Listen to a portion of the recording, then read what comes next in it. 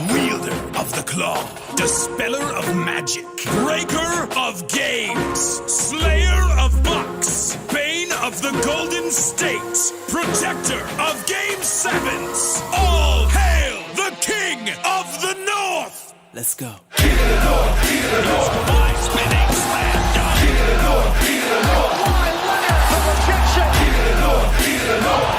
That's a man's chair. King of the North, King of the North. Puts it down. Let's go, Raptors, from the front of the way to the rafters. And the nosebleeds for the OGs, for the fans who waited for the trophy. This is our moment, keeping it focused. We keep it going against every opponent. Yeah, for the doubters, how is it going? They're giving apologies now that they know it. Hop aboard, the bandwagon to the north. Now they go and bend the knee every time he's on the court. King of the North, King of the North. How can it be? Giving them more. About to take off, give them the claw. Back by the pack, hearing them roar. Yeah. King of the North, King of the North.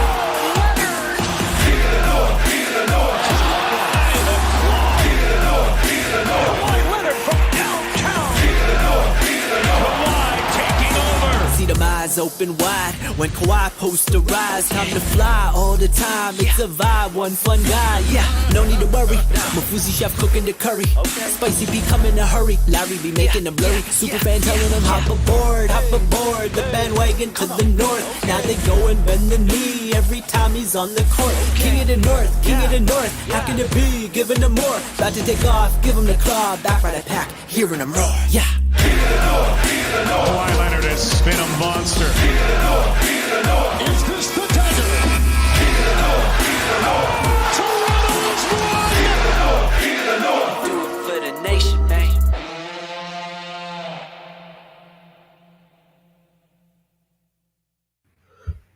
Welcome to another episode of Frankly Speaking Sports. Want to welcome you all here to an unbelievable Wednesday night show we have in store for you. And boy, do we have a lot for you tonight.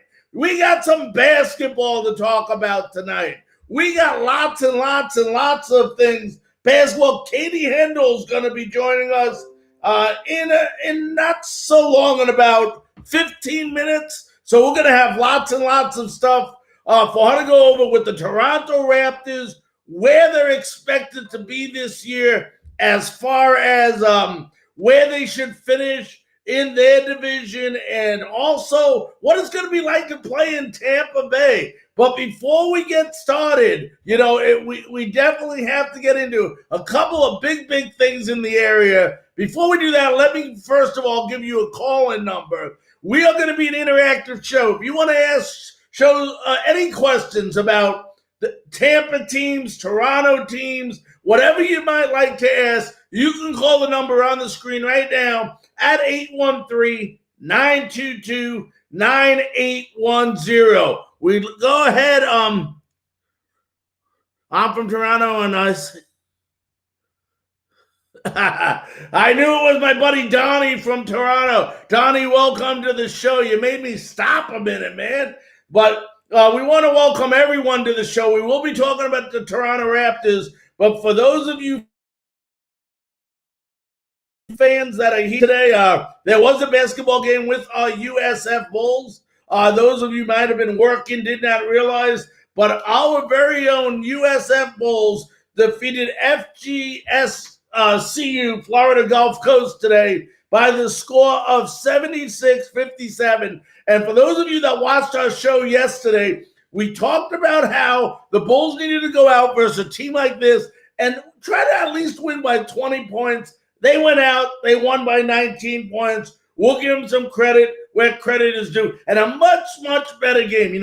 One thing I noticed, now, of course, it wasn't a team like Virginia Tech or URI, but the one positive thing of many positive things today is that they shot the ball much better. USF was actually 49.2% from the field, which is much better. They've been shooting in the mid to high 30s the last two games, so much better performance, much better with three-pointers at close to 40%. And then the one area they really need to key in on and get much better has to be their free throw shooting, which was a dismal 38%. They only shot 5 of 13 free throws, And that is not a formula to win ball games, although they did win today versus a team they were much better than. So I do want to go ahead and congratulate the men's basketball team, who is now, I believe they're 2-2 on the season, and they'll play Florida A&M Friday night on December 4th at 5 p.m. I believe that'll be on ESPN+. But let's give credit where credit was due today. They ran out to, I believe it was a 41-24 halftime lead. I think they were up 24-7 at one point in this game.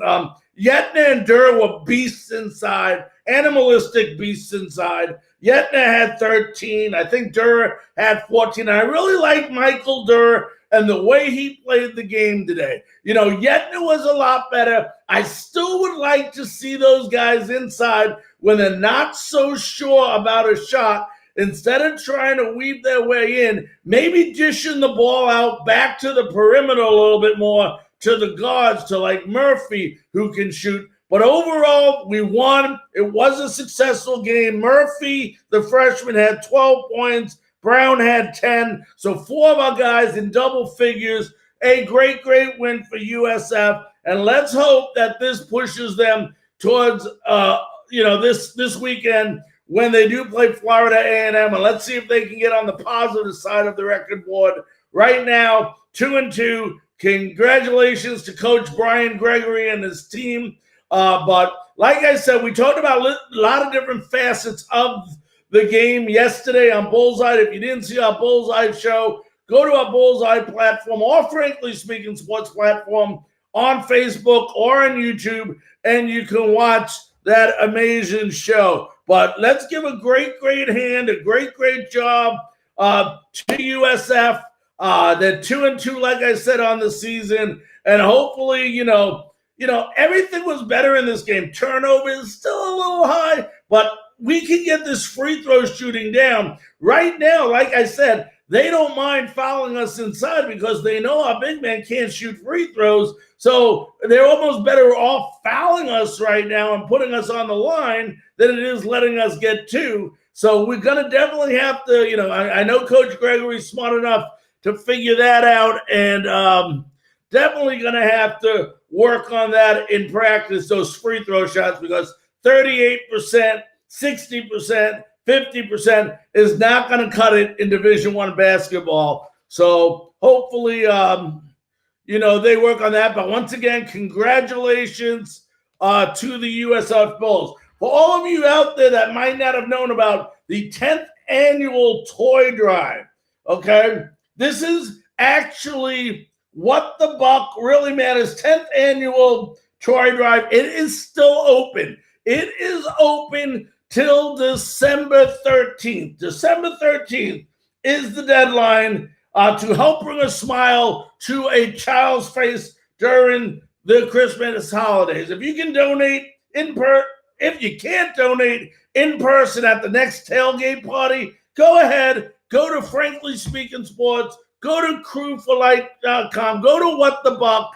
There is a link on all of these different websites on how you can go about getting a toy to a needy children. It's very simple. Bring a new unwrapped toy to donate to the tailgate party before we said the Chiefs, but obviously we played the Chiefs before the Vikings game, and help, like I said, bring a smile to a child's face. I want to thank everybody in advance for donating. Those of you that are donating or will be donating, this is a good cause. Anytime you can put a smile on a kid's face and make their holidays extra special. There's a lot of things going on right now, folks, that are out of our control, things we can't deal with, and people are just losing their jobs left and right, and they just can't have the type of holidays that they've been accustomed to having in the past. So anything we can do, What the Buck does a lot for charities. crewforlife.com does a lot for charities. Let's go and help. Let's give them a helping hand, and let's do whatever we can to make a child smile during the holidays. So I want to thank you all very much for participating in that. we got a lot to talk about. We're about 5 minutes away from having Katie Heindl on with us. And I'll tell you what, folks, if you don't know Katie, she's unbelievable. She knows her stuff, very familiar with the Toronto Raptors. So we're looking forward to have us on tomorrow night. For those of you listening, we're going to have on-air personality. Used to work with WDAE. We're going to catch up with Len Martez. Find out what he's up to these days. Get his opinion on maybe the Toronto Raptors moving over here to Tampa for part of the season. And also get his opinion and comments on what's going on with the Tampa Bay Buccaneers. Lots and lots of good stuff down the pipe for Frankly Speaking Sports. Monday, we're going to have Mike Easler. That's right. A lot of you might remember Mike, the Hitman Easler. He was with the Pittsburgh Pirates. He was with the New York Yankees when I was with the New York Yankees back in the late 80s. He's going to be joining us on Monday evening beginning at 9 p.m. And let's not forget, next Wednesday night, Chris Gronkowski used to play for the Dallas Cowboys. And that's right, the name might sound familiar to some of you here in the Tampa Bay or in the New England areas because he is the brother of Rob Gronkowski, who played for the New England Patriots and who currently plays for your Tampa Bay Buccaneers. So we'll have him on the show as well. But, we got lots of stuff tomorrow to talk about when it comes to the Tampa Bay Buccaneers. The reason why we went ahead, we put this number on. We want you to be interactive. We want you to call us. We want you to leave a message. Let us know what you think of the Tampa Bay Buccaneers. There's been a lot of frustration, a lot of people getting upset, lots of people, putting blame and accusing people of this, which isn't necessarily the right thing to do, but we want to get all that information. We want to go ahead and find out who do you think is to blame for the Bucs season so far? And, it's kind of amazing because if you look at this Tampa Bay Buccaneers season, they're 7-5. 7-5, and we have people complaining like they are the New York Jets at 0-11 or 0-12. It's just amazing the way the fan base is here in Tampa Bay. And, you look at how much better this team is year over year, and it's amazing, yet it's still not good enough because the expectations here in Tampa was so high. It was high, very high here in Tampa Bay. People had them winning the Super Bowl, being the first team to ever play in their home city in Tampa Bay. And, that isn't out of the question yet. And I want to make sure everybody understands this. The Tampa Bay Buccaneers has 4 games left. Versus the Vikings, 2 versus Atlanta, 1 away, obviously, 1 home, and at Detroit, I believe. So they got 4 games here that they need to play against teams they should beat. Teams under 500. Well, Minnesota is probably the best team they're going to play, and it's the first team they're going to play out of the bye week. They got Cook. They got Cousins. They got a couple good receivers on that team. So, that'll be a good test for us. And stop listening to what everybody says out there. I don't care who you beat or who you lose to. A win in the standings is a win, and an L in the standings is an L. That's the way it is, folks. Stop worrying about, did you beat the Chiefs? Did you beat the Saints? No, you only beat the Lions or you beat the Who cares? A win is a win is a win in the National Football League. And going into the playoffs, and I said this many times, I said it about baseball, said it about basketball and hockey when it was going on, and I'll say it about football. It's not the team who has the best record that always comes out and prevails at the end of the Super Bowl. It's the team that is playing the best at the time the playoffs begin, in whatever respective sport it is. If it's in football and you're 11-5 and people are bitching about you losing certain games, there's something wrong with them. If you're 11-5, you won the last 4 games, or you are the Pittsburgh Steelers 14-2 and lost the last 2 games, you're probably better off right now being the team that won the 4 games in a row because you're the one that has the momentum going into the playoffs. It's a simple formula. It's a simple fact. It's not somebody just making crap up. It is a known fact. So for all you people that are worried about the Tampa Bay Buccaneers and what's going to happen in the near future, calm down. Calm down and calm down. Everything is going to be okay. I'm just checking a couple messages here, folks, to make sure. Let's see if Katie's out or over. Oh, okay. Nope. She's got the link, so she should be on momentarily. But, so everybody calm down. The Buccaneers are going to be fine. It looks like right now the toughest decision as I open up my Gatorade,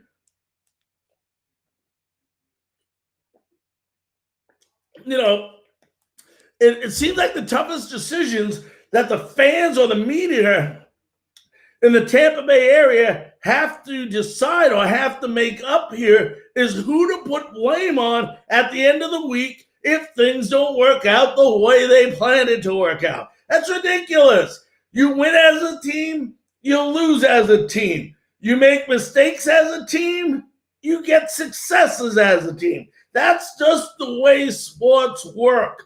Just the way it works. I do not hear week after week I do this show. Beginning of the year, it's Donovan McNabb. Donovan McNabb. Wow. We're hearing things about the offensive line, about Donovan Smith not playing well. All of a sudden he starts playing well. You don't hear anything about how well he's playing because all we know how to do here in Tampa Bay and the Tampa Bay media is criticize and bring people down. We don't know how to build people up. And it's kind of getting old and sickening after a while that we constantly have to find someone to blame. Like somebody coming out in the local media and talking about AB 3 days after he's been here, how he ruined the chemistry on the team. It was just ludicrous. Guys, it's okay. You don't have to blame anyone. You guys did not play the game. You're going to be okay. It's going to be okay. This team is 7-5, easily will win 10 games this year, if not 11, if they go and run out the table. So everybody just calm down in Tampa Bay.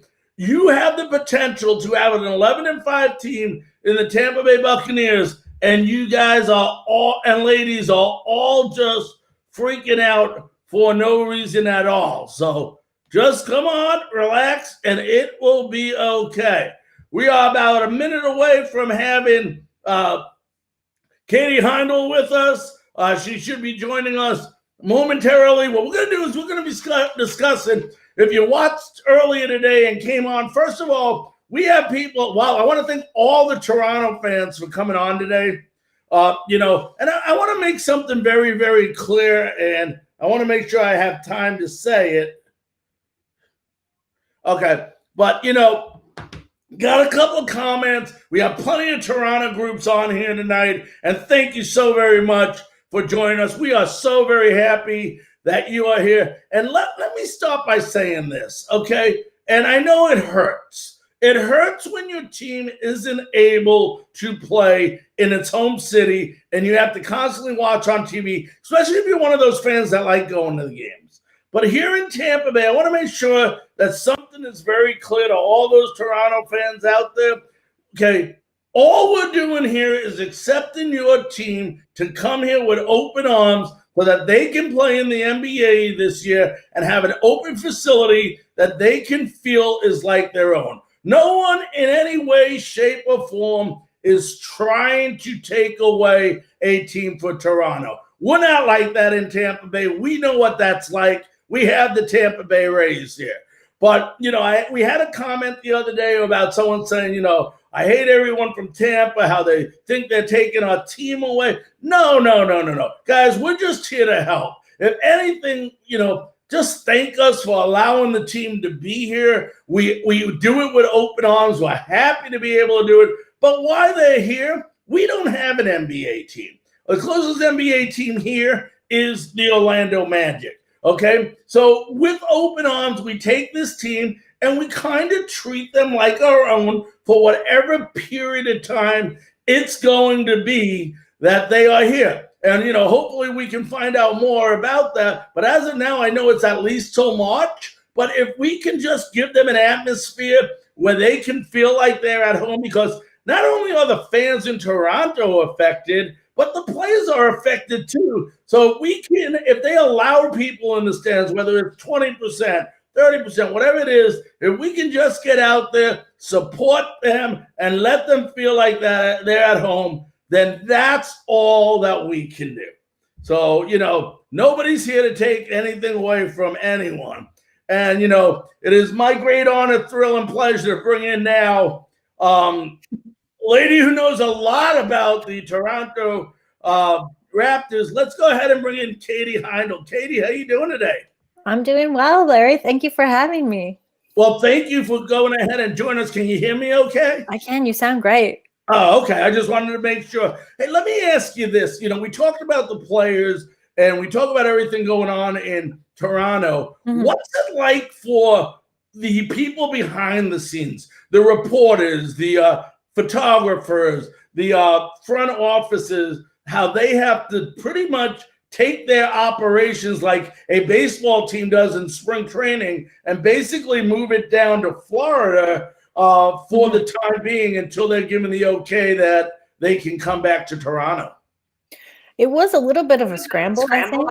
Initially, it sounded like, it was between a few cities. And then when they finally narrowed it down to Tampa, it was only like maybe a week and a half out from when training camps were set to start. So I know now the team is kind of based at a hotel there. I think a Marriott, if I'm remembering correctly from some media. Yeah, from media day. So they're there and they'll be there, like the front office is there. The players will be there until they can kind of arrange housing for everyone. But I mean, it was pretty short notice. And as far as media, I don't know anyone personally who's going down. I know some of the beat writers were, kind of putting, but it's pretty different in Toronto and in Canada in terms of just how the government is handling COVID. So I think some outlets of Canadian, news media are a little bit wary of sending reporters.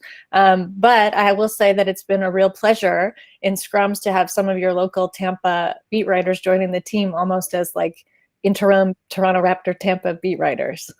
It's been nice to see some new faces.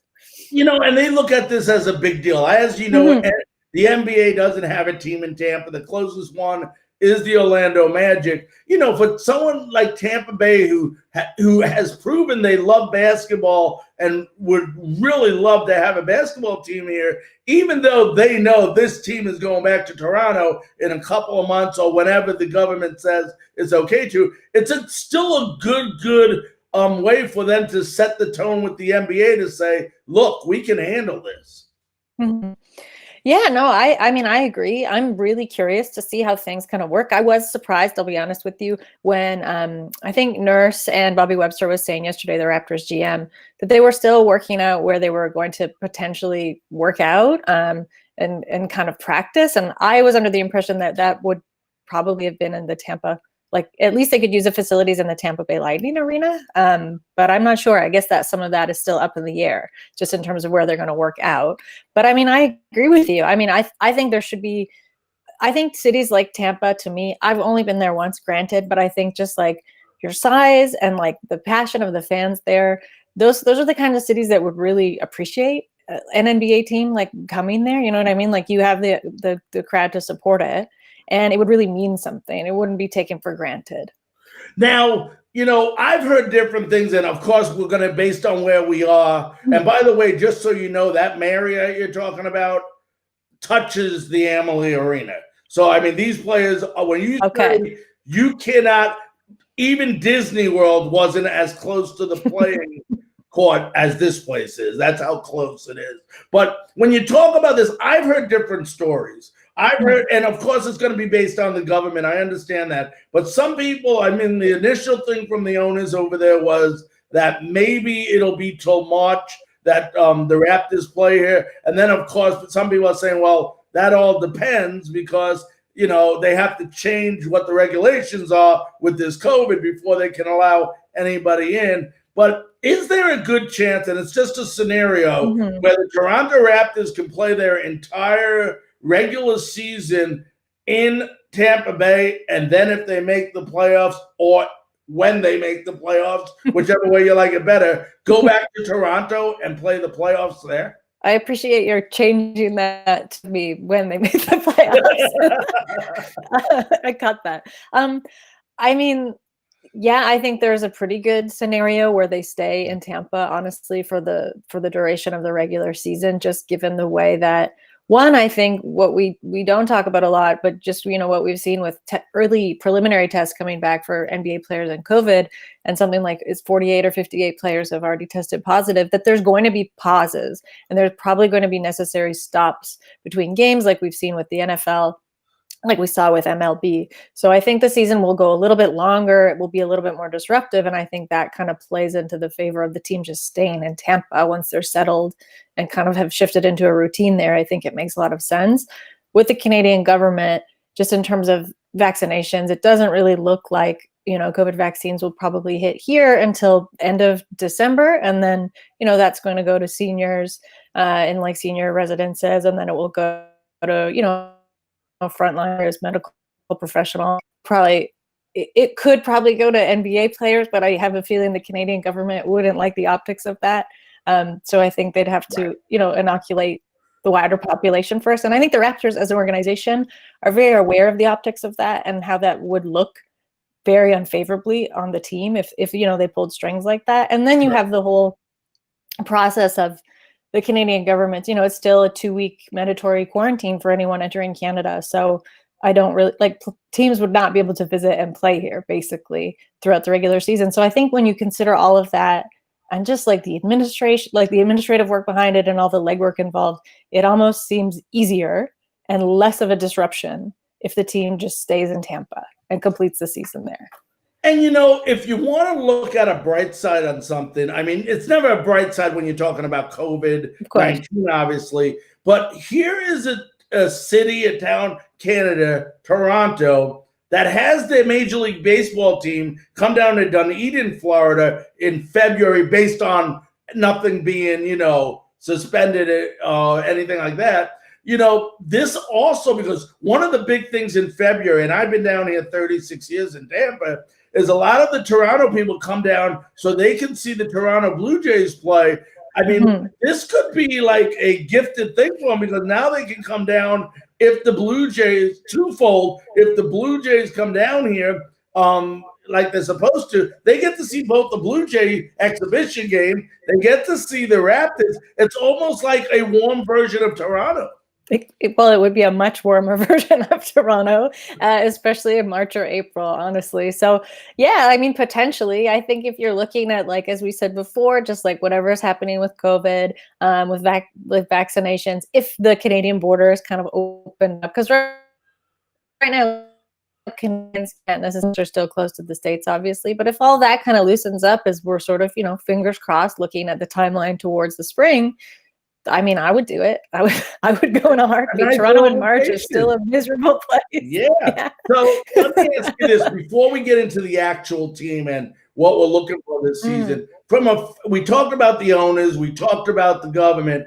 From a fan's point of view, how, last year the playoffs obviously are played in Disney World in Orlando. This year their season is being taken from their home fans and down here, and I'm sure they'll be treated nice, but you and I both know there's nothing like being home in front of your home fans. What is the, you just came off 2 years ago a championship. I mean, what's the feeling of the fans there? I mean, I understand being disappointed, but I also know they understand what's going on. I mean, it's a twofold situation where it's not like they're being taken away because of something that went wrong or the owner is trying to leave. This is something being done to keep people safe.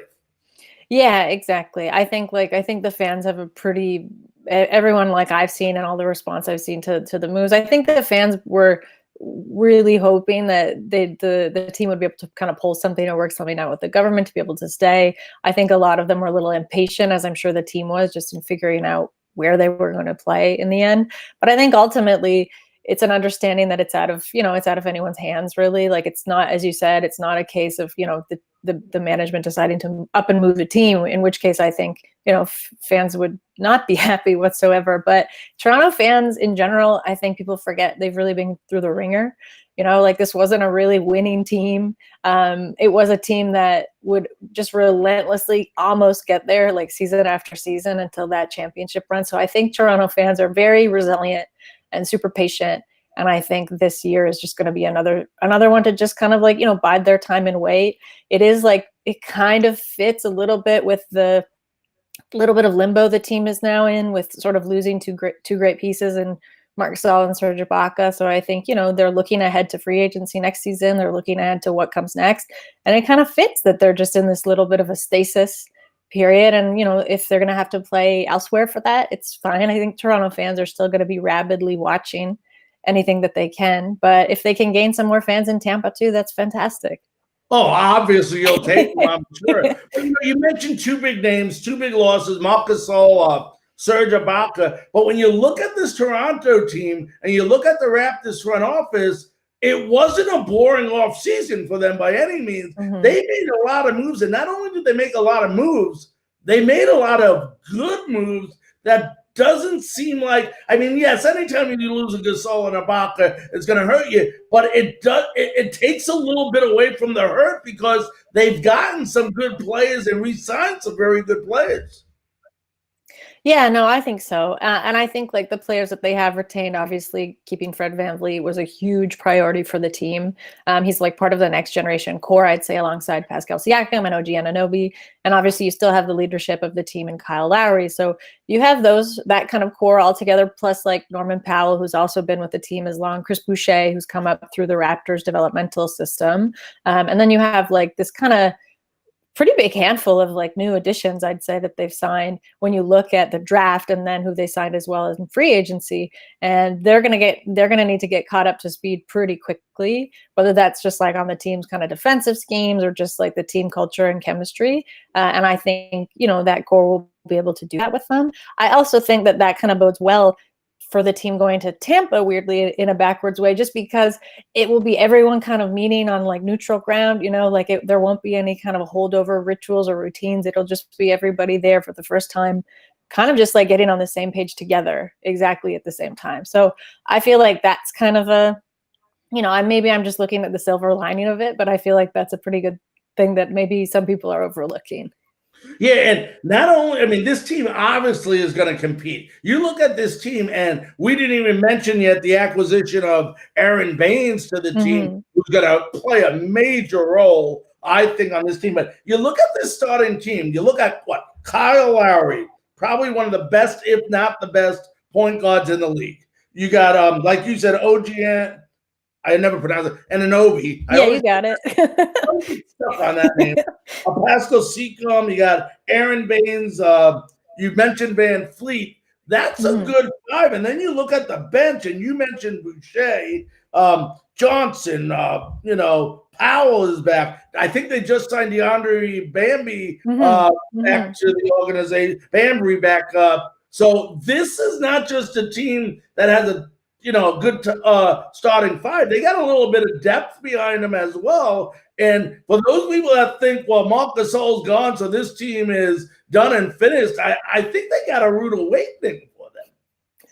I think so. I think fans are mostly, even fans that, like myself, I really am going to miss Gasol, and I'm going to miss Ibaka immensely. I think they did bring a lot to the team culture. They also brought a lot more than just, like, defensive or size pieces. They both, like, Ibaka added immensely to the offensive end with the team, and Gasol is just, like, he's just a very smart defender. He's like he's very able to kind of put the team in their positions and put everyone where they need to be. He's a bit of, like, a defensive savant in that way. So they'll miss those pieces, absolutely. And I think it'll take a little while for them to kind of get into the groove until the team looks like it's all working together. I don't think it will take long just because of the way that they have bounced back. They've been through trades like this before. They've lost important players. And then, as you said, like, Baines is such a vet. Like, he's bounced around to so many teams and has like fit right in right away. He's like an incredible like defensive player. I still have like visions of him when he played for the Celtics, and he gave the Raptors such a hard time. So it'll take me a while to kind of turn around and be like, oh yeah, I can root for this guy again. I know Bembry is just such a personality player. So I'm excited to see like him on the team, because I think they lost a big piece of that, like with Ibaka going to the Clippers. So you're right. Like, I think it'll be almost like a bunch of fresh faces that'll get up to speed, but I think they'll pretty. Yeah, and a lot of people and you got to watch obviously a lot more of the Raptors than I have, but there have been some people, even from the Toronto area, that I talk to that say, now once again, this is hearsay from what they're saying, but they're saying that in the last year or so that it seems like Gasol might have lost a step than the previous year. Is that something you've seen in his game, or do you think he's still the same type player he was during the championship year? I mean, I think Gasol saw it himself, like with how hard he's a player who's like incredibly tough on himself when something kind of goes awry. You can see it pretty plainly in his face, but he talks about it off court as well in the locker room. And I think with how the team fared in the restart, they didn't really go out at all like they wanted to in the bubble. I think he took it pretty personally. So I wouldn't say, I mean, I think naturally he's slowing down, what players at that age, and when you're just like, he's not even that old, but like the position that he plays, like you can only get hacked and hacked and hacked for so many years, like being the size and being where he is on the floor. So I think it kind of fits that he's going to go to the Lakers. He can take a step back. He doesn't have to play such an athletic role. He can just be more of a defensive leader for that team. And I think what the Raptors needed was someone who was very kind of athletically nimble and just like able to take the hits in that position. So I mean, I feel bad begrudging Gasol and saying he's kind of lost a step, but I think it's a natural transition. And, in the end, it might have worked out very well for the Raptors to sort of, if he stepped away, to shift in somebody else to step in.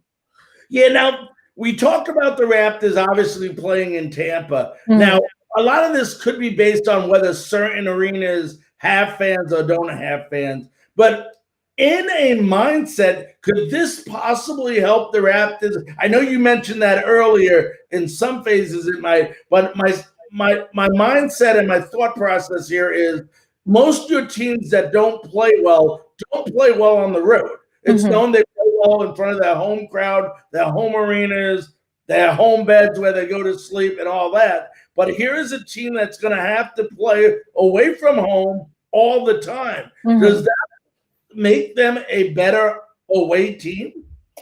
I mean, you have to remember they won the title on the road. Like, so I think they're used to, I think they do fairly well on the road. I think Toronto has also historically gotten some of the most grueling road schedules of, I think, like any NBA franchise. And I'm not just saying that as a Toronto fan. I just, when you've seen the team go through that year after year, like they're on the road a lot. And their schedules are not very favorable to them. And they can always figure out a way to make it work. They get pretty tired. They lose a game here or there. But I think what you saw in the bubble, not just from Toronto, but from a lot of teams, was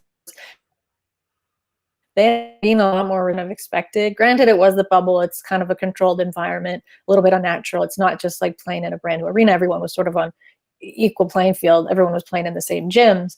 But I think Toronto, coming right off of that bubble situation, obviously it helps them if they're stepping into another unfamiliar situation. It's kind of already under their belt in a way. I feel like they're not going to sweat it as much as they would have if they didn't have that bubble play, if that makes sense. Yeah, no, it absolutely does. Now, I know this isn't basketball, but is there still a chance that we could be in March talking about it's a baseball question, but could we still be talking about the Toronto Blue Jays having to play in Buffalo, or are they anticipating, the vaccine and everything? I know as much as you when it comes to this, you might know more about the vaccine because every day you hear something different, but are they planning on possibly having the Blue Jays be at home to start the season?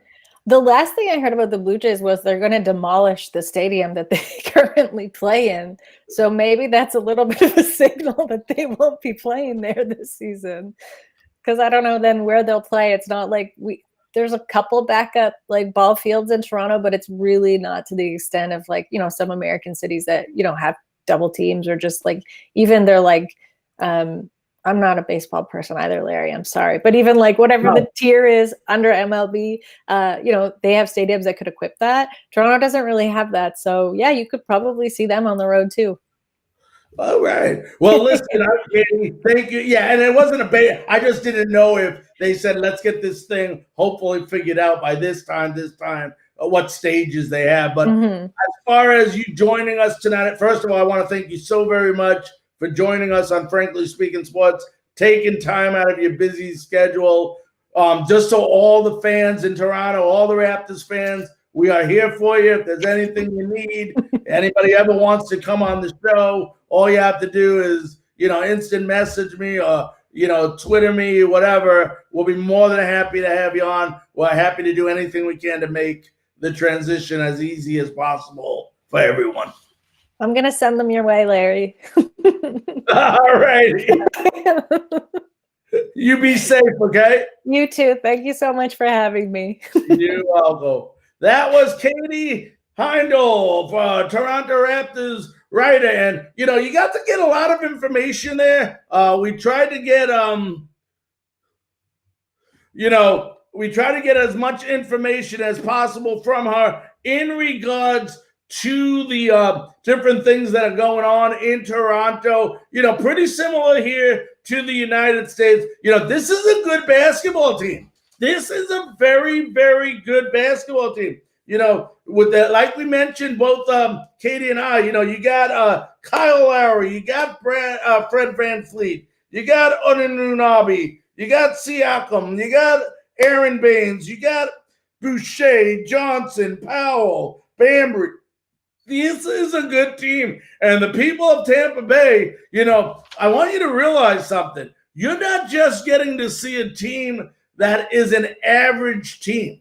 You're not just getting to see a team that is so terrible that nobody wants to watch them play. You are getting here a Toronto Raptors team that could easily, not easily, they will be in the playoffs unless something drastic happens to this team. But this is a team that could fight for the championship of the NBA and playing the entire season in the Tampa Bay area. So when you look at this team, it's just incredible,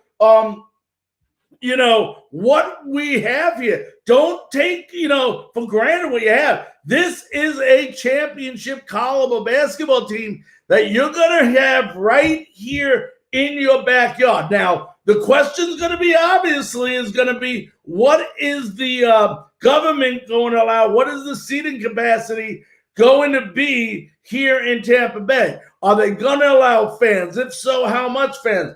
Basically, you're talking about an arena that sits 20,000 people. If you only have, 20% of the people in there, I think that's 4,000 people that you're allowed in there or something. 10% of 20 is 2,000. So 20% is probably 4,000. So, 4,000 fans. So we'll have to see,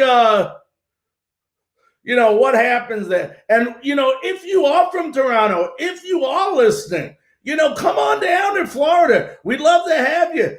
Think about it. You get to see, like me and Katie said, what better vacation? You come on the beach, you're in the sunshine, you get to see a Blues Jays game during the day, an exhibition game in Dunedin, Florida. You travel 20 minutes over the bridge to Amalie Arena to watch the Toronto Raptors. I couldn't think of a better vacation if I was somebody who lived in the Toronto area. That's number one. Number two, there are so many people, so many Canadians, and so many from the Toronto area that are in the area, Tampa Bay, Clearwater, St. Pete, Orlando, throughout those winter months, especially January, February, and March into April. So you couldn't have asked a better time to be from Toronto, especially if you love traveling down to Florida during the wintertime. So, I mean, it's a win-win situation for you. We do want to mention that late breaking news that LeBron James did sign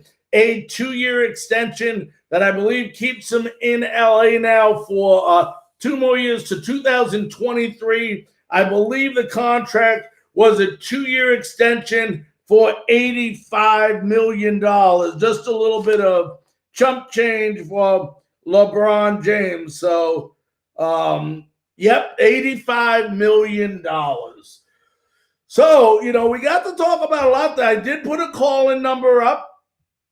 So for those of you that do want to chime in, ask any questions, whether it's Raptors related, whether it's Buccaneer related, whether it's Tampa Bay Rays related,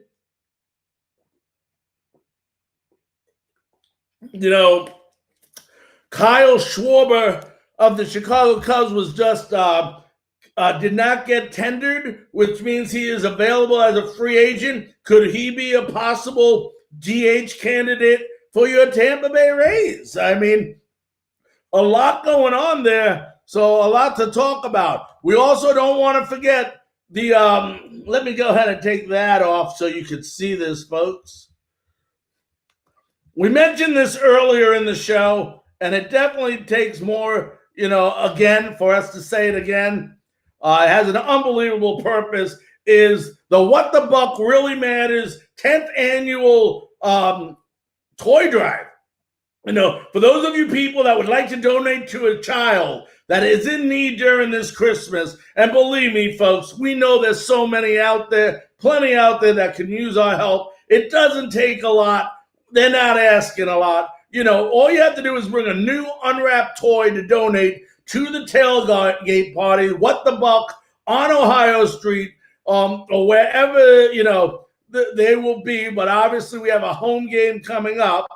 So when we have a home game coming up, I believe it's on Ohio. The game's versus Minnesota. Unwrapped gift, help bring a smile to a child's face. For those of you that can't get to the tailgate party, you might not be able to get in that area. You have till December 13th. Go online. We already put it on Frankly Speaking Sports today. Go to Frankly Speaking Sports, What the Buck, crewforlife.com, Crew for Life Facebook page.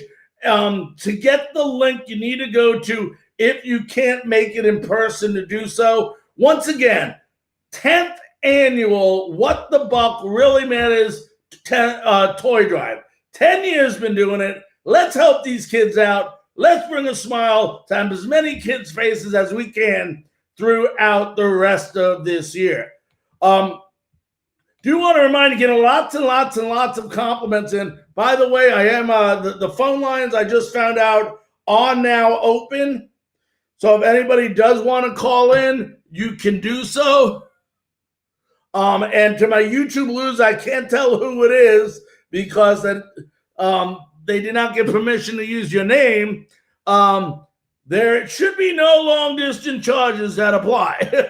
So we want to make sure of that. But we've been having record numbers. I'm going to leave that number up for one more second, and then we'll put it back up. A couple different ways to go ahead and follow us. Our YouTube channel is getting bigger and bigger and bigger. Go Frankly Speaking Sports under YouTube. Go ahead, and you can become a member. It's free. Subscribe. Get all the latest information. We're constantly leaving tweet after tweet after tweet, so that you can go ahead and get the latest update and news or whatever it is that we can do. You get the Bullseye shows. You get the Frankly Speaking Sports show. You get the award hit-winning Thursday night Pigskin Thursday show. All of that on YouTube. Then on Twitter, I was talking about tweeting. Well, go to our Twitter handle, @LarryFrankus with the US at the end. Like I said, all the different tweets, anything you want from everyone you want to hear from the latest insiders to the latest news. We have what we feel are the best people that we work with in the industry to give you the most factual and updated news in the sports world. And we're going to continue to do that. I see we got a lot of listeners on YouTube. We got a lot of Canadian listeners as well. Go ahead, do me a favor. Don't be shy. Leave a message or give us a quick phone call. We'd love to talk to you. We got about 10 minutes left on the show. We'd love to talk about any subject that you really want to talk about at this time related to the sports world. We also want to thank once again Katie Heindl for joining us tonight. It was a great, great pleasure having her on. So we want to definitely thank her. For those of you, I'm not sure what happened to this part. Let's find out. All right.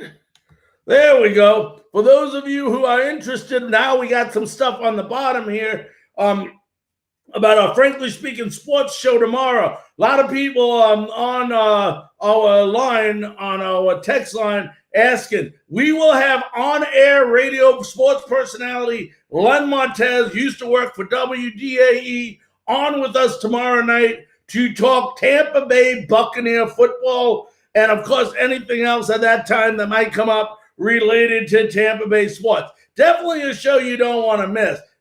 Next week is already booking up fast for us. And I want to thank everybody who has made this show such a great, great success. Next week, some of our candidates, Mike Easler is going to be on. Richard Dumas, the ex-basketball player, is going to be on. Chris Gronkowski, former NFL player for the Dallas Cowboys and brother of Tampa Bay Buccaneer tight end Rob Gronkowski will be on. So we just have shows lining up for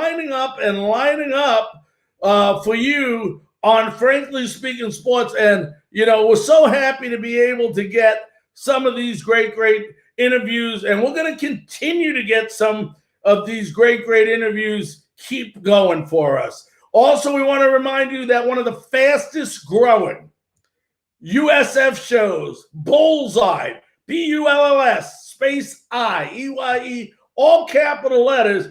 Join the Facebook group. Last night, if you did not get to see it, go to YouTube, hit Frankly Speaking Sports. You'll see the Bullseye show. All go to Bullseye on Facebook and go ahead, join it, and listen. We had the greatest USF basketball player to ever play here in Tampa, Florida, Charlie Bradley, on with us last night. And what an unbelievable interview we had with Charlie Bradley about somebody who played internationally after his college career, was drafted but wasn't drafted in the third round, was an unbelievable college basketball player at USF, held many scoring records, was on the Sun Belt all-decade team, was the first player at USF to get his number retired, and just unbelievable interview last night with him. And then to piggyback off that, today, what do the USF men's Bulls do? They come out, they play Florida Gulf Coast University.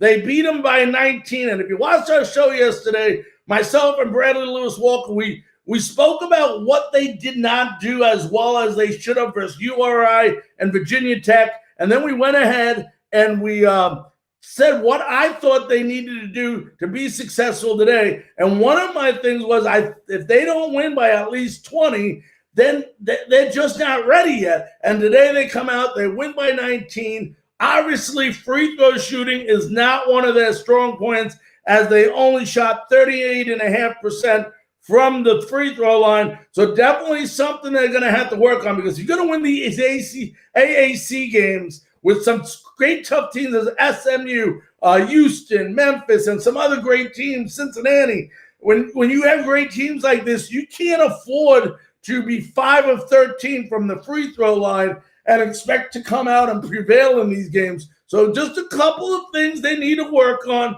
in order to be successful going forward. 2-2 on a young season. They play FAMU. I believe it's Friday. Florida A&M Friday on the 4th of December at 5 p.m. Ladies and gentlemen, I want to thank everybody so very much for joining us tonight. It's been a great honor, thrill, and a pleasure. Also want to take the time to once again thank our very special guest, Katie Heindl, the writer for the Toronto Raptors, for joining us and discussing what she feels like it's going to be like on different people's opinions of playing in Tampa from the fans' perspective, from the owners' perspective, from the players, fans, owners, etc. So, ladies and gentlemen, thank you so very much. Once again, join our YouTube channel, join our Facebook group, and join our Twitter account. Many, many things. If you'd like to see us get a certain guest or a certain person on our show, let me know who it is. You never, ever know unless you ask. And I promise you, I'll do everything I can to make it happen. Ladies and gentlemen, have a good night. Until tomorrow night, sweet dreams.